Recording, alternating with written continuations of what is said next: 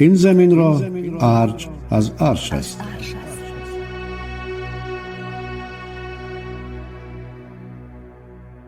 زنجیره گفتارهای طلایی اندر شناخت تاجیکان.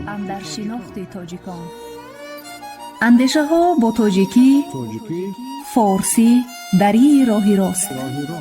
از ادیبان جهانکشا و ناشناخته. اعتبار گذشتگان در آثار بزرگان جهان. این زمین را ارج از عرش است.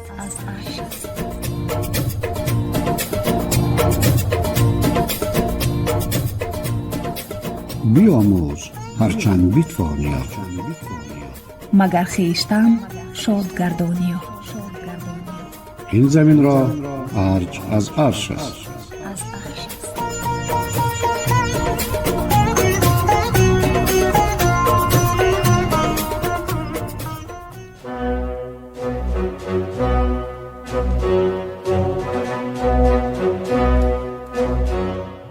шунавандаи азиз, шумо хониши бадеиро таҳти унвони достони носкул дар пешниҳоди муаллиф ҷонибеки асрориён ва коргардон зубайдуллои ҷонмуҳаммад мешунавед.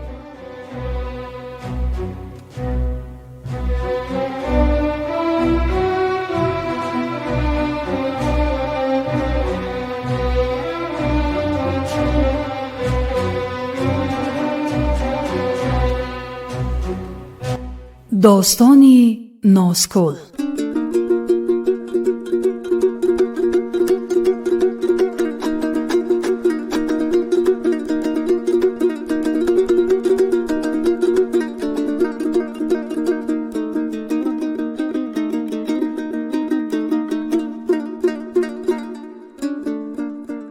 зебомаконе бо ҳазор чашма.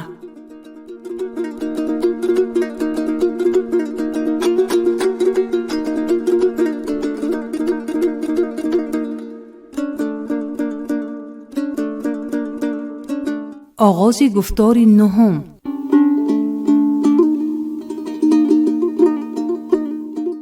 از ناسکول رو به شرق و شمال یک رده دهات پهلوی همجای گرفتند که آبادشان به دورانهای گوناگون تعلق دارد. از جمله در جماعت دهات ابا عبدالله رودکی دهه‌های انارستان، غافل‌آباد، مهنت‌آباد و سری انگور.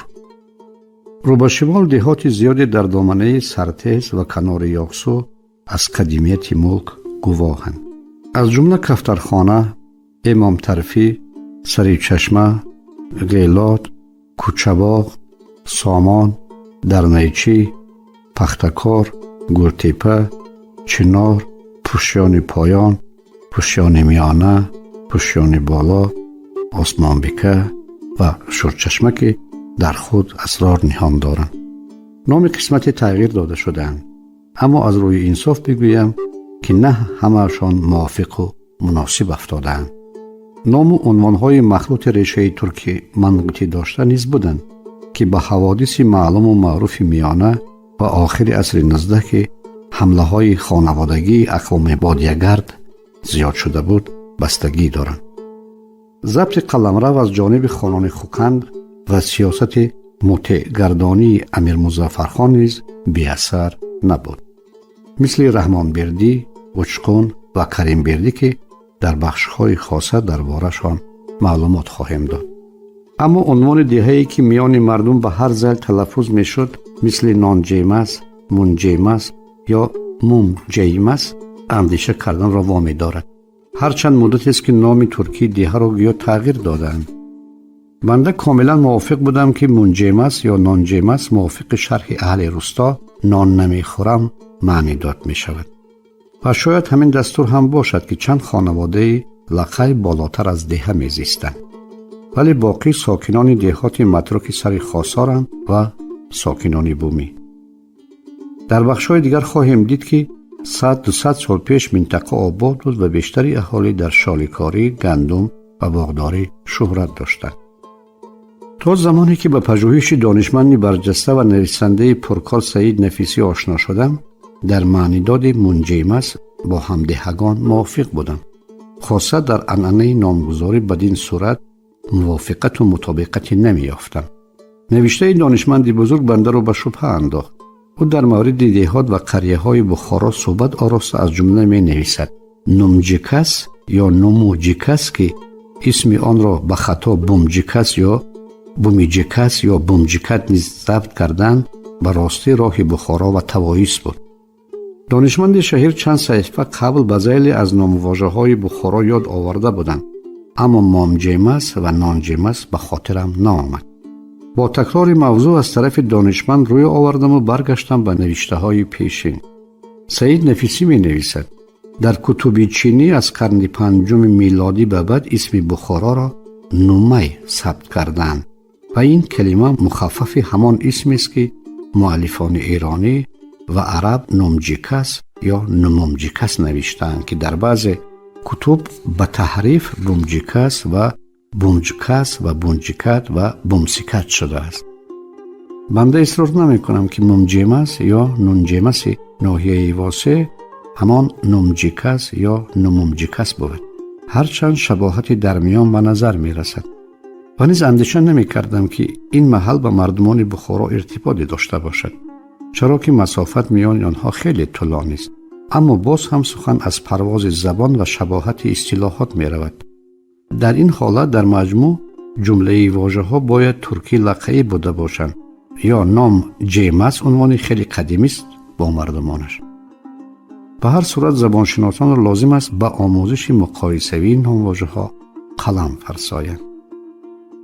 در میان نامواژه های چنار، غیلات، کفترخانه، پوشیان و آسمانبیکه قدیم و کهنند و دهات با همین نامها بارها ویران و متروک گردیده شاید زمان گردوونای کهندیج شاهان را می پیچانیدند، ولی متاسفانه در منبع‌ها ذکرشان اندک رفته. معلومات آن درباره قصر شاهان ختلان موجود است و خیلی هم جالبی باشد.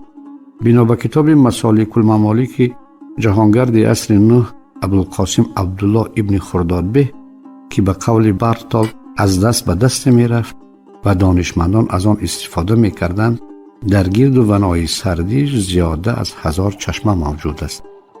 در این شهر از آن جمله یکی در نزدیکی دروازه پایان و دیگری خیلی بزرگ با نام ناسکول بود که در نزد دروازه بالاست.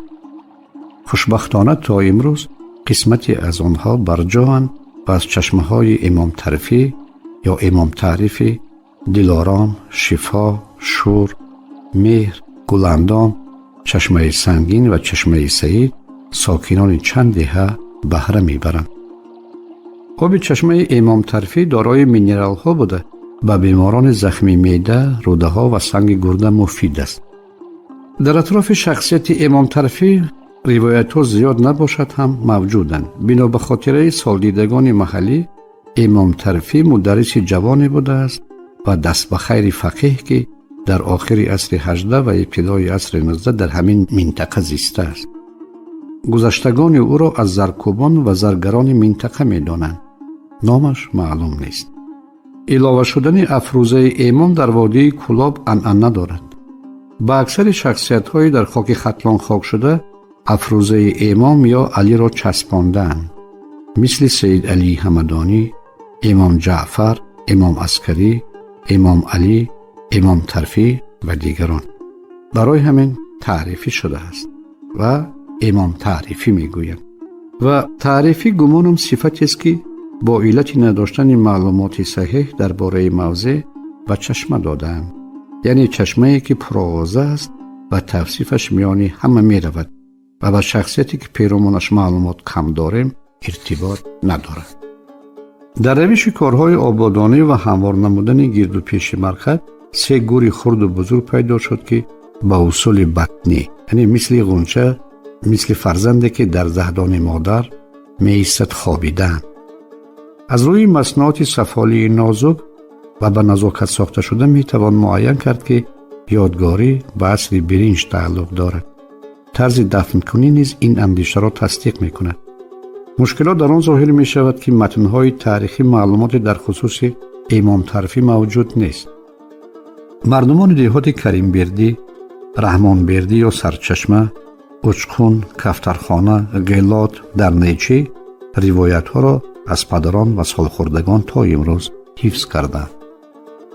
موافق خاطره های ایشان سید اکرام که از شخصیت های شناخته و آبرومند وادی به شمار می رفت، سالهای 30 عصر 20 در خصوص اولیا بودن امام طرفی آوازه ها پهن و پرش خوردند. طبق نقل ایشان سید اکرام، سال 1931 آنها از کوهستان بلجوان به دهه امام طرفی که همگی چند بونه داشت مهاجر شدند. همان شب و روز عمارت نظرناگیری در نزد چشمه واقع بوده است. آدمان از گرد و گوشه برای زیارت و طبابت به اینجا می آمدند. گردوانه از نیستان، بادلاخ و بیشهزار ناپیدا کنار عبارت بود. غیر مقرری از زیر قطار تپه و تلهای پهلویی هم چشمساران زیاد بیرون می آمد. این پدیده نادر طبیعی بود برای ته دشت. دهه‌ای که پسان رحمانبردی عنوان گرفت، وابسته به محیط و خاصیت‌های محل با عنوان سرچشمه شهرت داشت. از سیاست همان دوره بود که نام امام تعریفی را به اوچخون بدل کردند. یعنی به نام بزرگوار شناخت محل یا دهه یک نوع تبلیغ نمایندگان دین به حساب می رفت که به بنیاد ایدئولوژی زمان سازگار نبود. هرچند نام محل در زبان مردم ماند و آب آوازدار و شفابخشش با نام ختلان مشتریانی زیاد پیدا کرد. راکم سطرها از برادران قیامالدین و سلامالدین که با خانواده ما به وسیله ایشان سید اکرام که تقای پدرم بود پیوندی داشتند، از خاصیت‌های شفابخشی چشمه قصه ها می شنیدم. یکی از پختکار نامور کشور، دیگری معلم بودند و روزهای شنبه به خانه ما می آمدند. یا پدرم به عیادت تقاشان می رفتند. گاهی مرا با خود می گرفتند. چون ایشان سید اکرام از محفل دوستان جوان پرهیز می کرد، مرا در باغستانش سیر می داد و با روزگار بزرگان و اولیاهای گردوانه مشغول می داشت. آن چشمه امام طرفی نوآباد بلکه به طعم غیریادیش دلبجا کننده بود. با وجود صفتهای خیلی زیادش نمی توانستم از یک یا دو قلد بیشتر بنوشم. این زمان با تلاش برادران جمالالدین، جلالالدین و سراجالدین موضع تاریخی امام طرفی و یکی از موضعهای دلکش و دلربای سیر و سیاحی وادی تبدیل می یابد. موافق لایحه اعمار مرقد و نقشه گلگشت‌ها مطرح شده بنیاد باغستان آغاز یافته است. هنگام زیارت ما ماه ینور سال 2022 قلمچه‌های گل صدبرگ و نهال‌های همیشه سبز آماده بودند. اکنون همان نشو و نما دارند و به مکان سرسبز و دیدنی مبدل شده است. چشمه شفا نیز دارای اینچنین خاصیت هاست.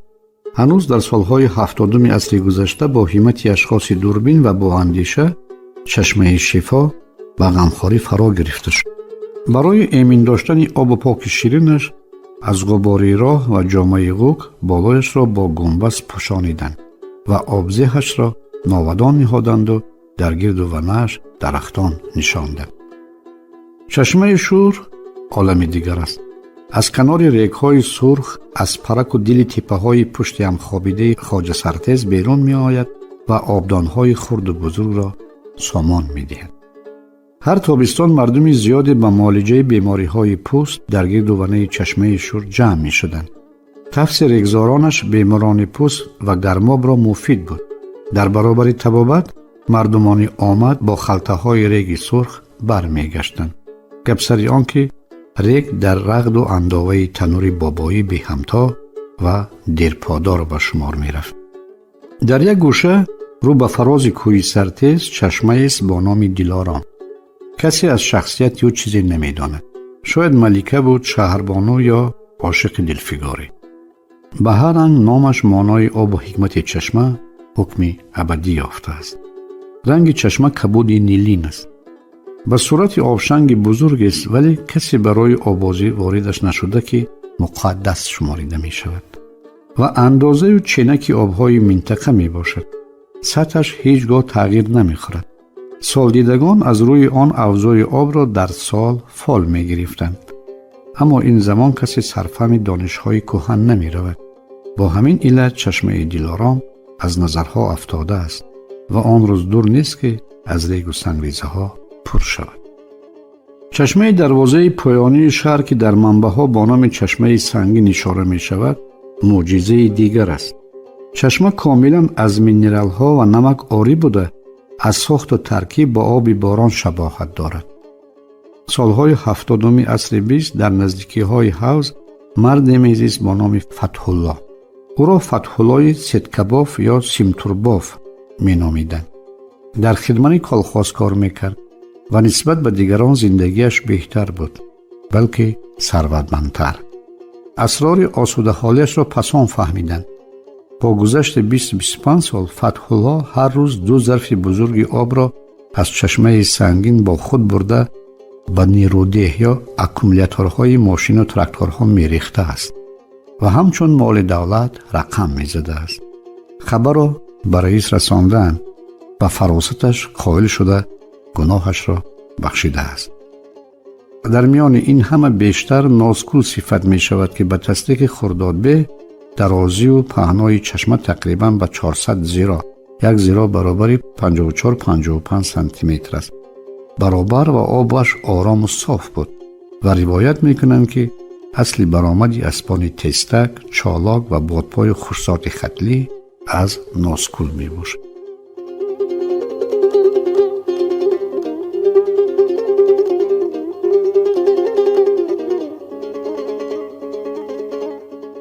انجام گفتار نهم.